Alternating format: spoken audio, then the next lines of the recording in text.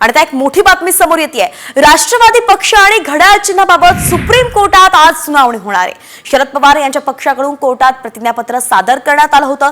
अजित पवार यांनी घड्याळ चिन्ह वापरून मतदारांमध्ये भ्रम निर्माण करण्याचा प्रयत्न केला असा आक्षेपच शरद पवार यांच्या पक्षाने घेतलाय आणि याबाबतचे पुरावे म्हणून काही कागदपत्र सुद्धा दाखल करण्याची आम्हाला परवानगी द्यावी असं ते म्हणालेत।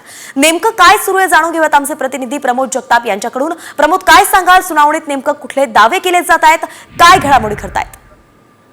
वैष्णवी, थोड्या वेळाने ही सुनावणी जी आहे ती कोर्ट नंबर 3 मध्ये होणार आहे। पण त्यापूर्वी आज शरद पवार यांच्या पक्षाकडनं प्रतिज्ञापत्र जे आहे ते दाखल केले गेले आहे आणि त्या प्रतिज्ञापत्रात शरद पवार यांच्या पक्षानं असं सांगितलेलं आहे की अजित पवार यांच्याकडनं घड्याळ जे चिन्ह आहे ते चिन्ह वापरून मतदानामध्ये संभ्रम जो आहे तो निर्माण केला आणि त्या संभ्रमाच्याच आधारे जास्तीत जास्त जागा जिंकण्याचा प्रयत्न अजित पवार यांच्या पक्षानं केला। हा मोठा दावा जो आहे तो प्रतिज्ञापत्रात केल्याचं आपल्याला बघायला मिळते। सोबतच शरद पवार यांच्या पक्षाचं कायमस्वरूपी एक मत असल्याचं आपल्याला बघायला मिळत होतं की घड्याळ म्हणजे शरद पवार हे समीकरण सर्वसामान्य नागरिकांमध्ये आहे, त्यामुळं त्याचा देखील फायदा अजित पवार यांच्या पक्षाकडनं घेण्याचा प्रयत्न या निवडणुकीमध्ये केला गेला।